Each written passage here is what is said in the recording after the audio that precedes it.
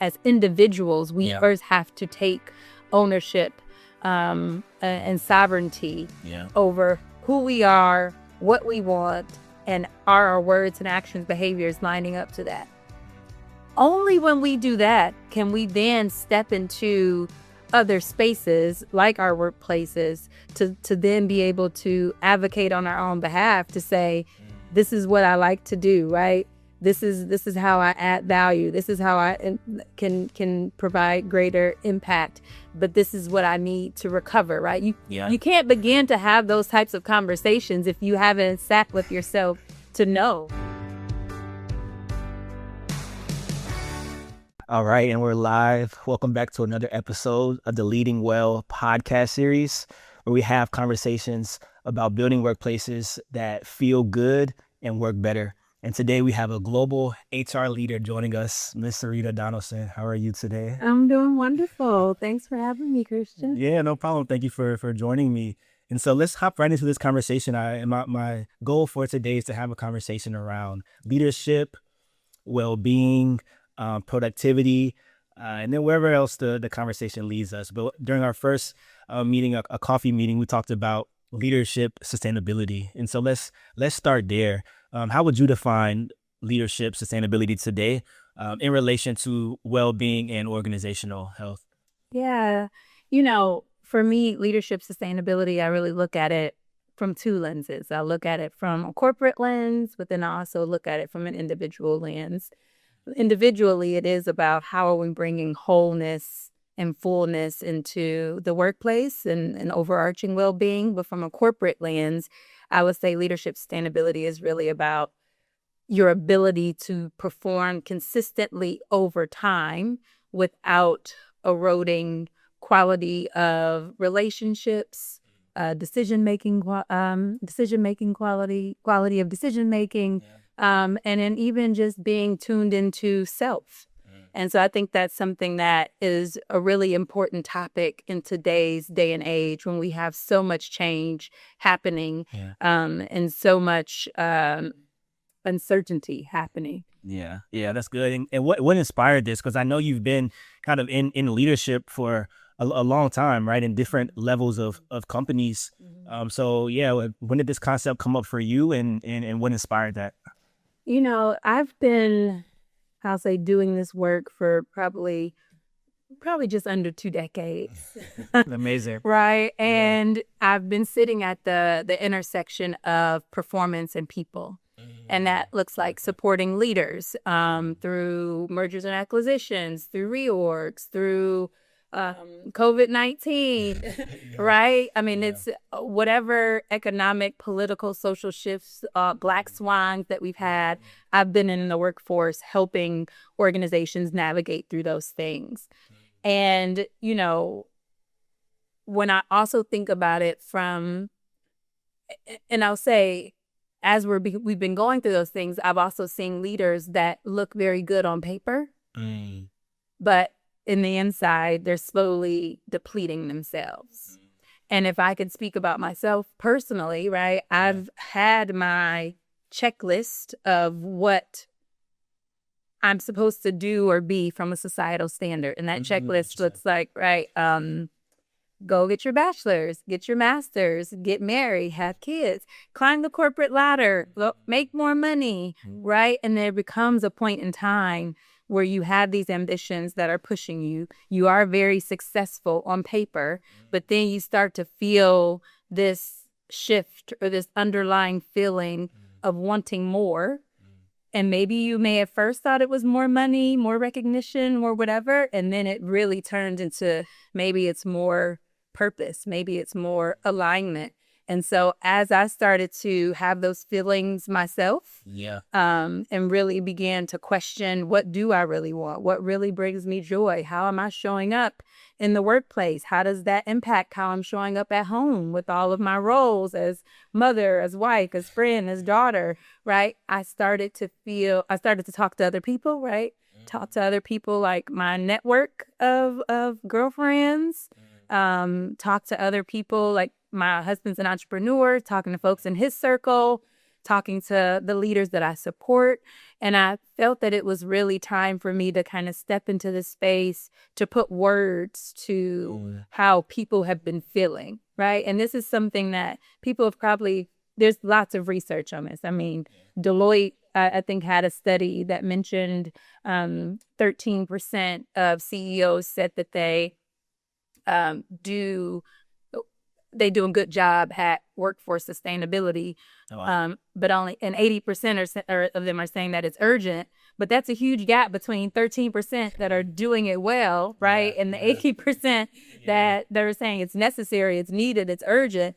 But it's a huge gap between us acknowledging it and doing something about it. And so I think I'm just inspired. I was inspired by my own self journey, inspired by hearing the stories and seeing how others around us have been navigating through it, and really feeling like it's probably time to start bringing more awareness to this so we can start to put more thoughts into action.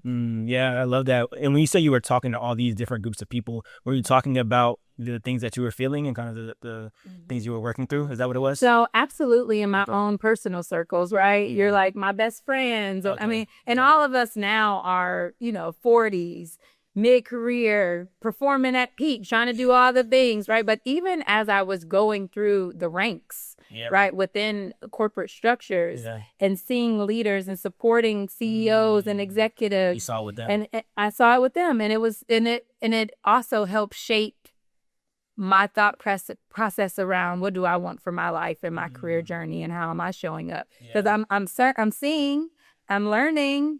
Then I'm starting to get that feeling like, is this what I want? Is this, you see what they're saying, you see what they're feeling.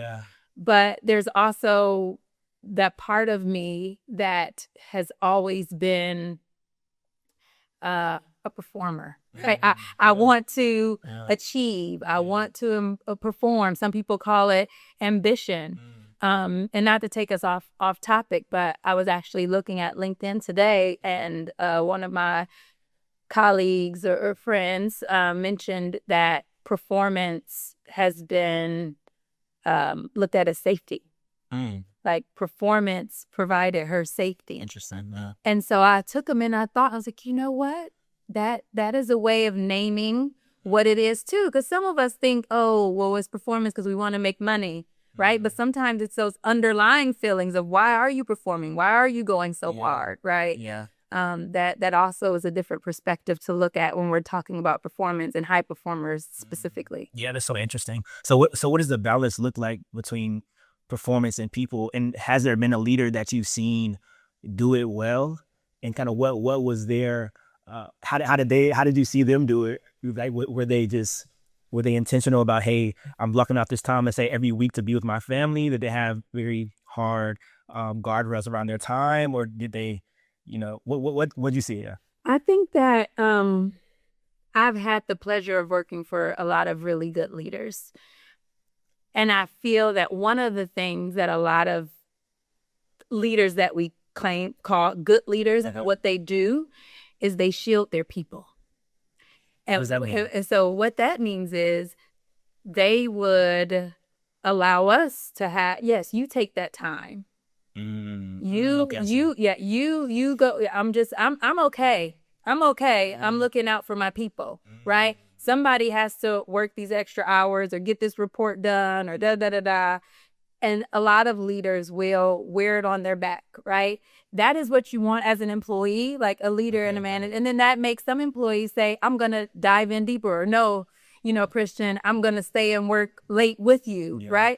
But then it's what's the culture that we're creating, right? So that's onefold. But to first answer your question, yes, great leaders from a sustainability perspective, leadership sustainability perspective, they are creating boundaries. I had one of my closest friends kind of scold us on a call because we were talking about workplace and changes that needed to be made. She was saying, people, we have to create the boundaries, right? It's not necessarily for us to, I'll say, well, I don't know. I can't say exactly how she framed it, but the purpose was we have to take ownership. We have to have autonomy. We have to have the courage to say, this is as an individual to say, these are the boundaries.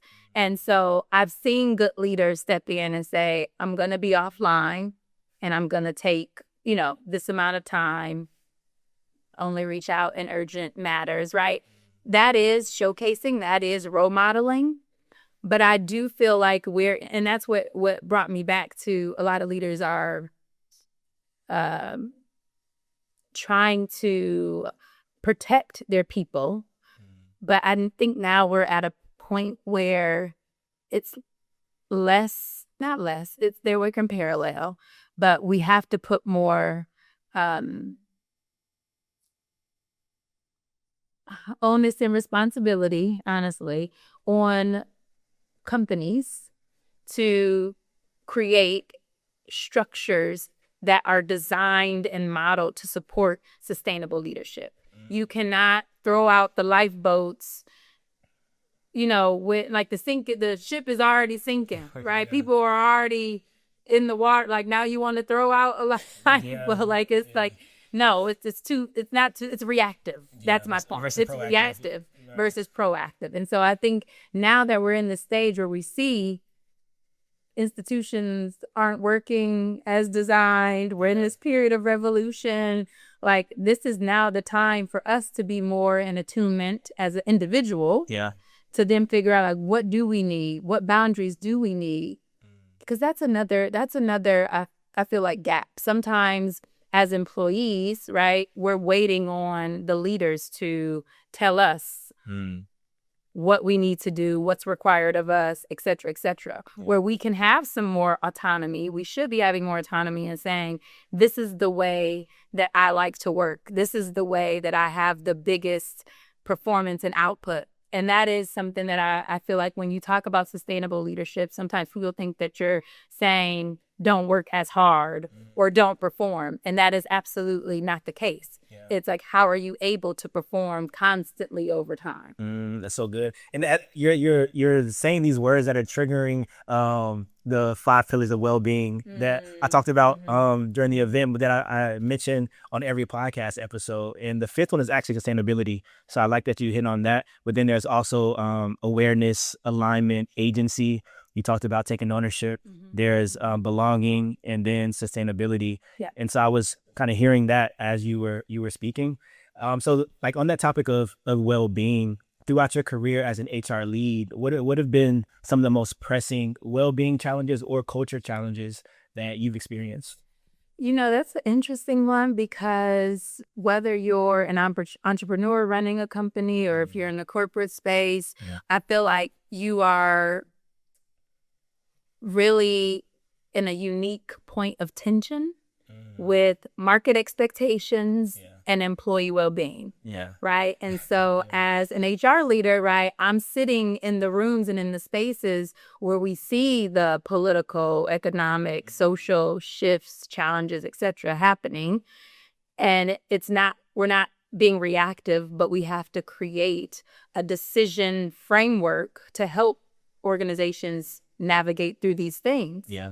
And so, for instance, a decision framework could really look like, are we uniquely positioned to help with this in any way?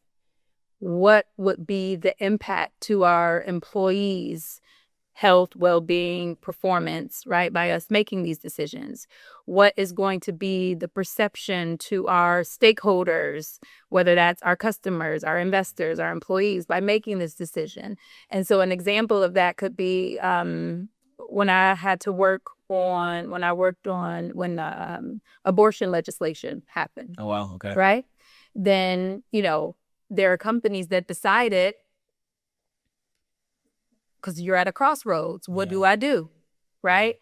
And there are companies that decided, okay, we're going to do a travel reimbursement policy, right? And I had the pleasure to work on that, because it wasn't a political decision. It was really a decision around our employees' autonomy, their health, their well-being, even employees or people who weren't women that still had them take a second guess and realize that these are the things that I need to be thinking about different from a choice and trust perspective, right? And so it's really all about in these situations where we have to make decisions around performance and well-being and what are the trade-offs, right?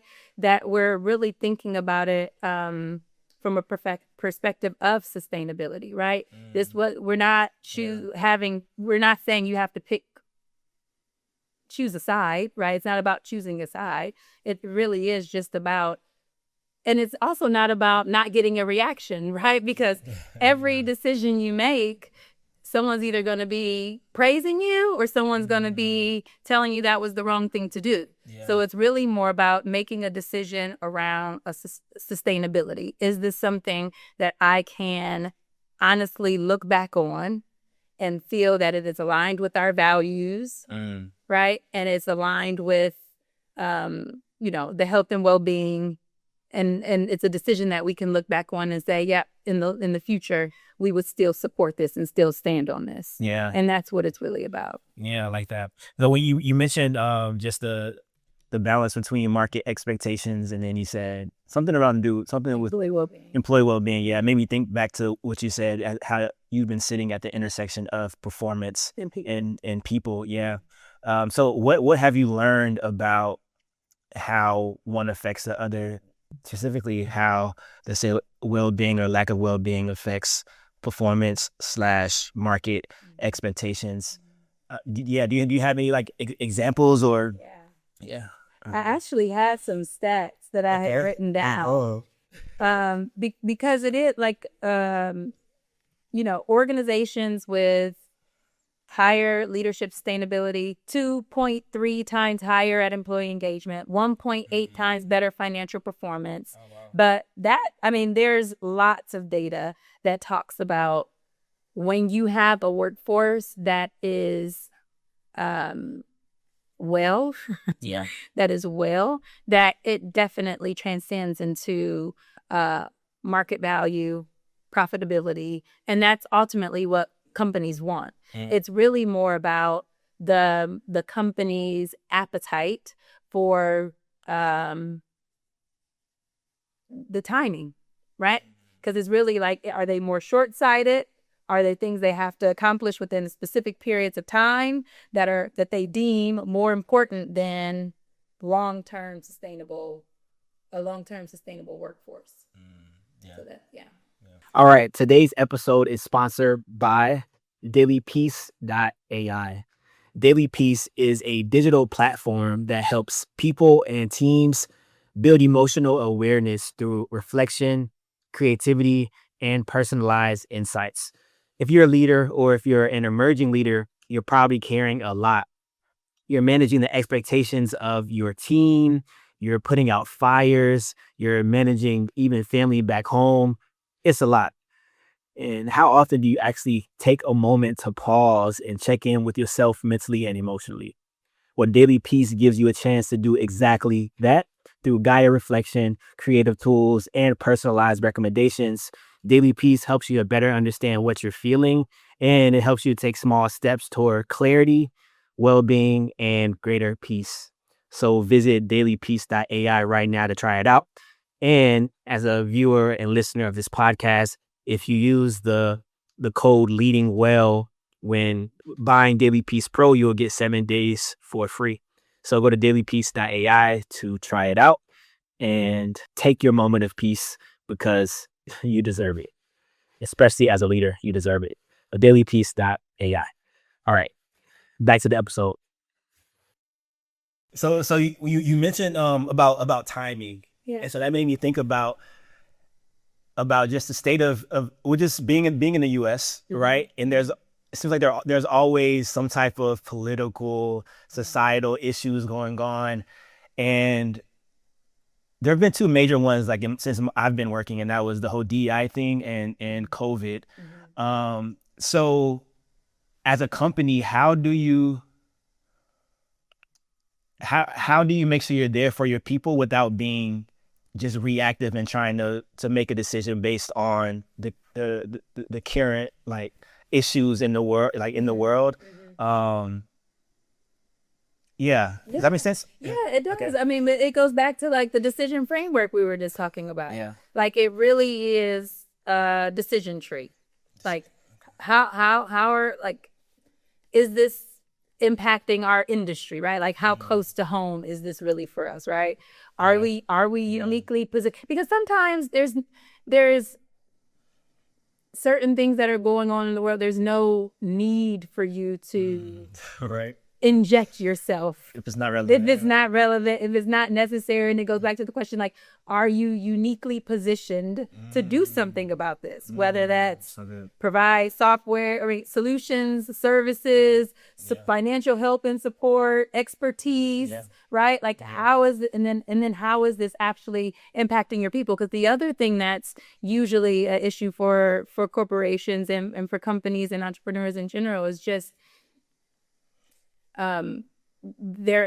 what your investors want, what the market wants versus what your employees want and are asking for. It's two totally different things. Like they're usually not in alignment. So it does go to having a strong understanding of who you are as an organization. What are your values? What are your mission, vision, values? Right? And then you're able to understand, where am I uniquely positioned to help? What my stakeholders say, where we talk about the investors, the employees, your customers, what would they say? And then you're really just making a decision based on, and it's usually gray. There's usually never a black and white, and no one's going to be happy all the time. But again, it's about, long as you have your North Star, as long as you know where you sit from a values alignment, you're matching your words with your actions, you're doing that consistently over time. Your people know you're pretty predictable in that way, and you're pretty consistent in the way that you handle those things. Then I think that brings understanding. Right? When your people have understanding and they know we're in a capitalistic society. This is what the shareholders are wanting and expecting. This is what we're asking for as an employee. Did they try to at least meet us in the middle? Right? Because this is about collaboration and cooperation as well. It's not about polarization. So I think it's just having that decision tree that the company is using to make decisions when it comes to those types of things. Yeah, it's interesting. When you hear the word belonging, what does that bring up for you? What does that mean for you? Oh, well, I was in the DE&I space for a very long time. I mean, I consider everything is DE&I, right? Everything is about how we show up, right? How are we able to bring our full selves to work? And the Sirita that you see is 9 times out of 10 the Sirita that's in the workplace. And it's funny that we talk about that too, because I think the whole psychological, and this is where we begin to get like polarized, or people are like, I should be able to bring my full self to work and be my most authentic self. But I'm like, there's a time and a place for everything. Yeah, for sure. And the Sirita at the core of who I am is brought into all of these spaces. But when I talk to my girlfriends on the phone, I may have a little more of a Ohio slang or something thrown in there versus when I'm at a corporate board meeting. And I feel like when we started to get a little bit too open, should I say, right? If we start to get a little too people started, I think, from a psychological safety perspective, you want to have a place that you go to and you feel that you can be yourself. More importantly, you feel like you have people in your corner that you can trust and that believe in you and that have your best interest at heart.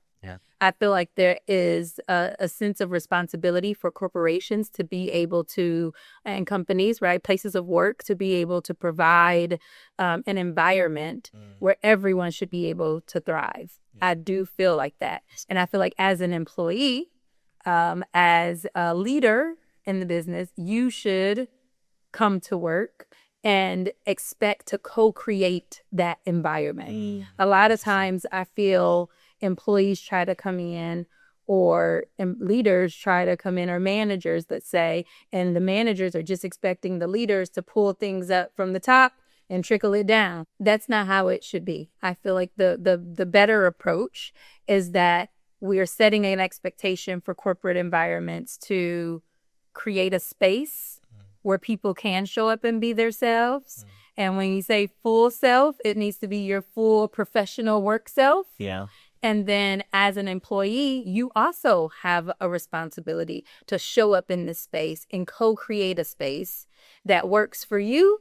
And then also you have some empathy and compassion and grace, right? Yeah. With working with others. Yeah. And when you go into it with that mindset and that partnership, then that's when I feel like you really can create a space of belonging, getting back to your original question. Yeah. Because the belonging is the feeling that we have inside. And sometimes you can't fully articulate it in words, but we've all walked into spaces and we felt an energy of, I might not belong. I might not be wanted here. I may not be valued here, right?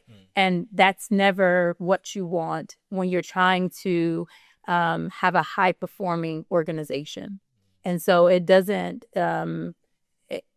belonging is a mixture of diversity demographics, right? When it comes to making sure that you have representation, right, of the market that you serve, right? That's a basic way to try to start creating belonging. Another way is from a cultural perspective. How are you creating a culture that is built on the foundation of trust? Building a culture that's built on the foundation of collaboration, a culture built on the foundation of transparency and communication. And then the third piece of it, I think, to create that belonging is really around the ecosystem. Because what are the things that you have to, the people, the environments, the relationships that you've built outside of what you've created in your four walls within your organization. So you all may be doing a great thing inside, but what are your expectations on your partners? What are your expectations on yourselves to give back to the communities that you serve, right? How are you pouring into others, right? That should all be a part of, I think, the overarching belonging philosophy of any organization. That's so good. And so when it comes to companies that are getting it wrong, what do you think are some blind spots that, let's say, leadership just does not see, that may be invisible to them, but that's evident in their people? And I'll give you an example. When I was in France, I had a client who, the executive director of a nonprofit, he had a team of about 30 or so people, and about 15% of them were burnt out. And he was like, "Hey, like I need to bring in somebody. Can you come go? Can you come bring a solution? Intervention. My people need help." But at that point, it was reactive to the point where the team just wasn't. They weren't listening to anything that the leader said, because they felt it was a leader that was just not aware, and that was ultimately the problem. And so any solution that he brought, it wouldn't sit well with them because there was no trust there. Right. And now that I'm thinking about it, I think that was a major blind spot for that he had. He didn't realize the importance of his team trusting him. He didn't realize there was no trust there. So, yeah, that's deep. In my opinion, I do think, if I think about blind spots from a leader's perspective, I think leaders don't realize how much their internal state shapes a room. So interesting.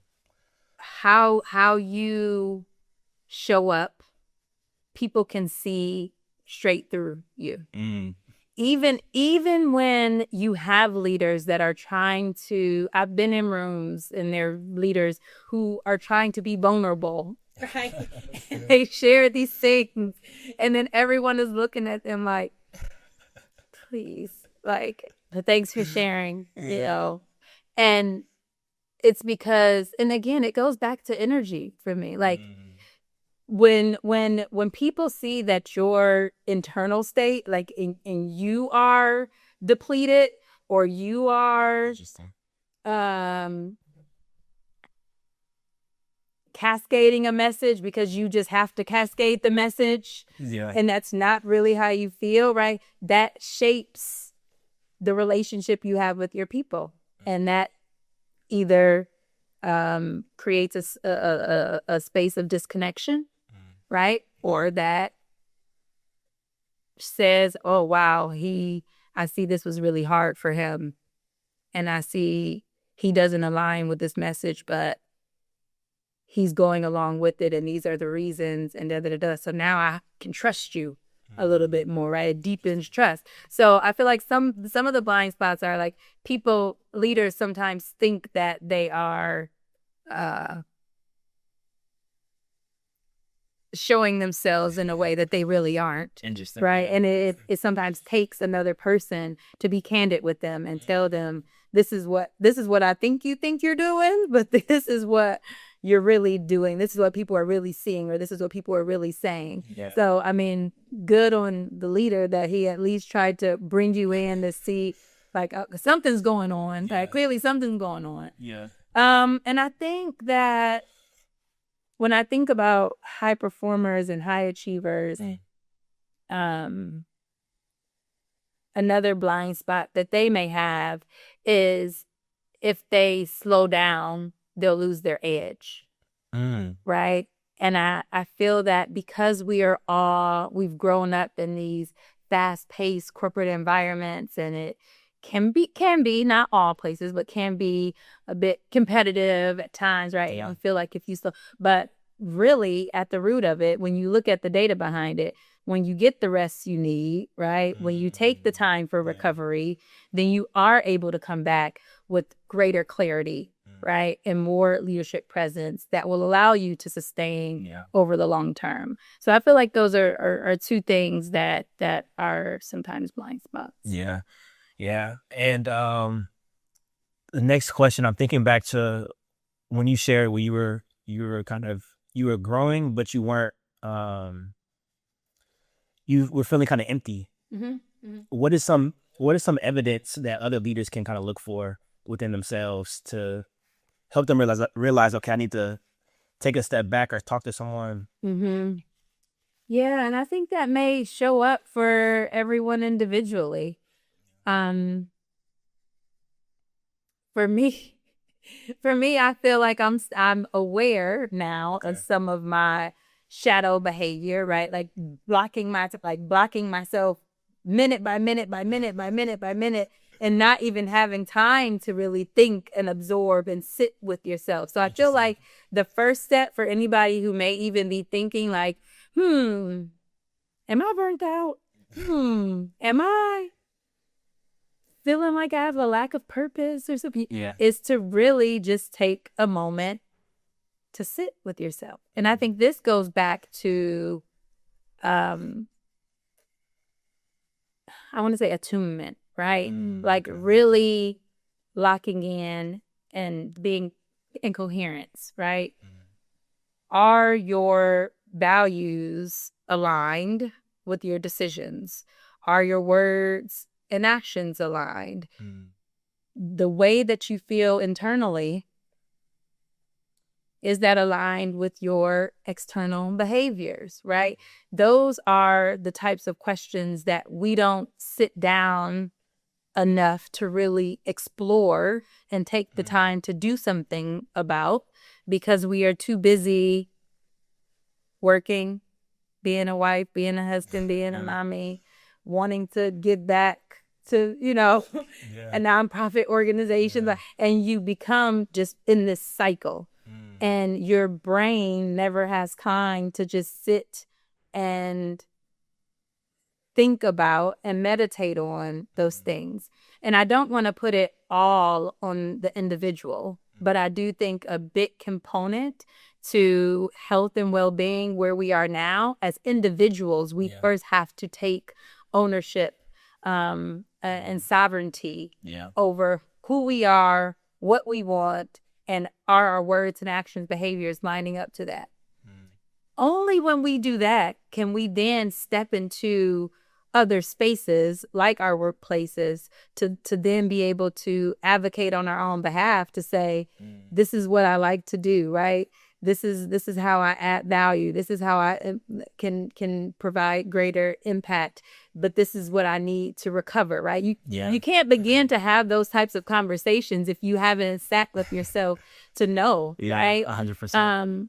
But then I think once we get to that point where we understand it, we start to have some of those conversations, then we can begin to do what really needs to be done, is create the structures, the leadership models, create the organizational models, create the systemic structures that are needed with sustainability in mind. Because right now, these structures, the way that we work, these things weren't designed with sustainability in mind. And so really it's about doing that, right? Yeah. Designing that. Yeah, I love that. And as you were talking, I was thinking about how you can't fake the work when it comes to like personal well-being, when it comes to even healing, right? It's gonna show. Back to the example that you gave where the guy was trying to be vulnerable, but it just didn't sit well because it didn't hit. It wasn't authentic. It wasn't. Yeah. It wasn't. That's it's so real because you can't fake the work. You really have to put in the work. I'm thinking about this quote that says it's something like, you can't cheat the work because it knows how much time you put in, or something like that. And I think it's the same when it comes to just your personal well-being and healing. And so so I like how you advocated for that, because it seems like it's important for every leader, especially leaders who want to sustain. Even like from an entrepreneurial standpoint, I hear people say that the way to be successful is to do one thing very well over a long period of time, right? And so you look at the stock market too, right? Everything is like over a long period of time, long-term sustainable change. Yeah, Consistency over a long period of time. And when you're in the gym working out, right? You're not seeing results automatically, but when you keep doing it consistently over a period of time, that's when you see the results. Yeah. We just don't have enough time, right? Everybody's like, there's never enough time. There's never enough time. Yeah. And it's like, what are we rushing to? Yeah. Like, we're, especially corporate racism. But I'm like, there is no urge. Like, these are made up timelines and deadlines that we made up.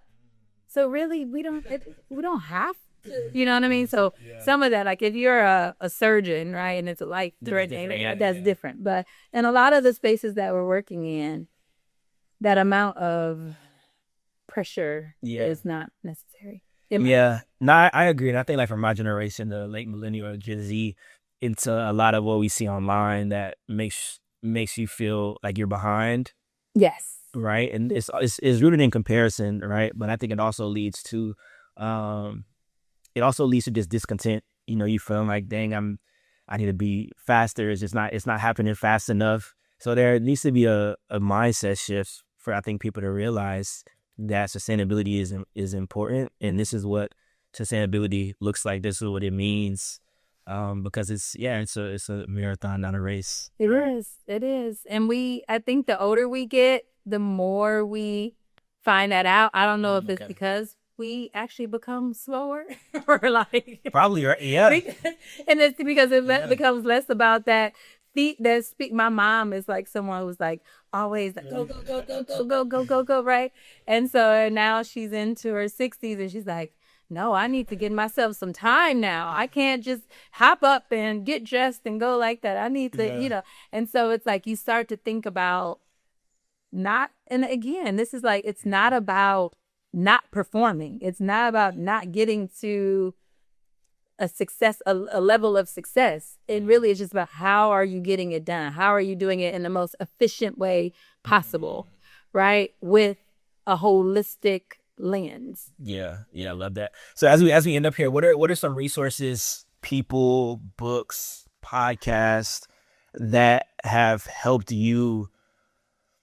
That have helped you over in your career, as you're growing and going as a leader and other things. One of the things I'm just in love with, like the Diary of the CEO. That podcast is amazing. So I'm gonna give them Stephen Bartlett a plug every time.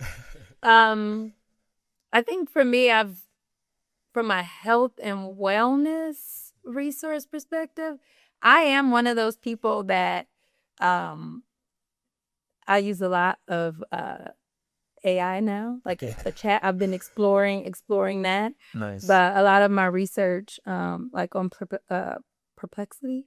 Okay. Yeah. And of course Claude, but you can't go wrong with like Harvard Business Review membership to have that. Books that I've read, I like audiobooks. Nice. And it's been more of like the soul searching kind. I don't know if you're into like horoscopes and stuff. I'm not into horoscopes. I'm into soul searching, but not in that way. Yeah, but I've been really into like just the more like Deepak Chopra. Okay, those types of individuals. Who is my guy that I love? Because at the end of, I do feel like it's about tapping into your individual self. Like, for sure. So what is that book? Like The Seat of the Soul. I can't remember the author's name, but like those types of books that's making you really sit down and reflect, self-reflect internally. And then I also do a lot of like positive affirmations. Okay, so I have different Spotify positive affirmations, and I listen to a lot of church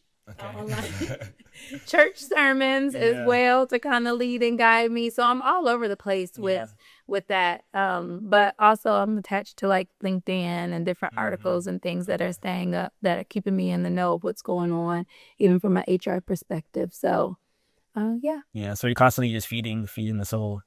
I am. I'm trying to, even more so now. I think I've come to a space where I realize I have to like slow down my mind, because I'm one of those people I can do this and I can do that and I can do this and that. And I'm like, no, how about you like relax and slow down? So actually in the mornings I do my little positive affirmation, but I wake up for 15 minutes. I'll listen to something, write down my thoughts, whether it's like a scripture or a little excerpt from something, right? And I really just take 15 minutes to start my day the way that I want to start it, eating myself, right? Nourishment is about the food that we eat, right? But it's also about like, what are we feeding our minds? So like, not first thing rolling over, getting on social media, right? But like being intentional with doing that process to kick my day off, right? And so that's definitely helped. Thank you for sharing those ways that you invested in yourself. I think that's super important, and I can imagine that's made you a better leader in the corporate space, just taking better care of yourself. And so for you, with your experience over the past 10 years, what changes have you seen in how organizations think about workplace well-being? So it's definitely changed. I can remember, it'd be like yoga at lunch at first, like 10 years ago, they're like yoga at lunch and there's fruit in the break room. And then we evolved to different wellness apps and EAP services for employees. And I think now we're at the stage where people are doing more structural changes, like experimenting with the 4-day work week. Actually, Microsoft Japan, in addition to like their 4-day work week, they also implemented, they would do like their 10-week sprints and then have a 2-week period where they're integrating it, right? So it's really like 10-week sprint, they're going hard, but then they know they have that 2 weeks to just recover. And it's not, they're still working, but actually building in, I'll say, downtime within your work schedules is, I think, super important. So people are exploring more about different ways to actually work. So the evolution is there, but again, it's been very reactive at times. And so we are trying to get to more wellness by design, right? And so when I think about wellness by design, it really is I want to mention, like, they had, the Microsoft Japan had 40% production increase. Wow. By doing that. Wow. So it was the 4-day work week, in addition to building in those 2 weeks, that 2 week integration period. So good. And then they also had a 23% reduction in electricity costs. Oh, wow. That was what. So when you think affects about the planet too. exactly what helping the planet too. I mean, these are That's all right. real issues Yeah, that they we're are. facing in the Yeah. world right now. So to be They able are. to say, and happier employees at the Oh, end, yeah. right? Bet. But I think it really is. Is it like wellness by design? To me, it really is. How are we reshaping the way we work? How are we adding in those time blocks? Whether that's time for mental work, right? A lot of times we have back-to-back meetings. How are you making sure you block some time for, heads down work? Whether it's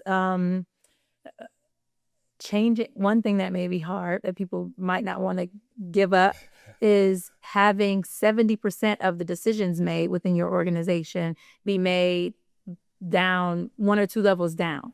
Oh, So, wow. right, a lot of organizations, if they're bureaucratic, right, it's like you have to get Yeah. the leader's approval. But how are you shifting some of that decision making down and making it more, your employees be more empowered to do That's so that? cool. Like those are the things that we're talking about when we're saying, let's wellness by design. Amazing. Well, thank you. Thank you, Sarita, for your time. Thank you for joining us for the Leading Well podcast series. Thank you, everyone, for watching, and we'll see you on the next episode. Peace.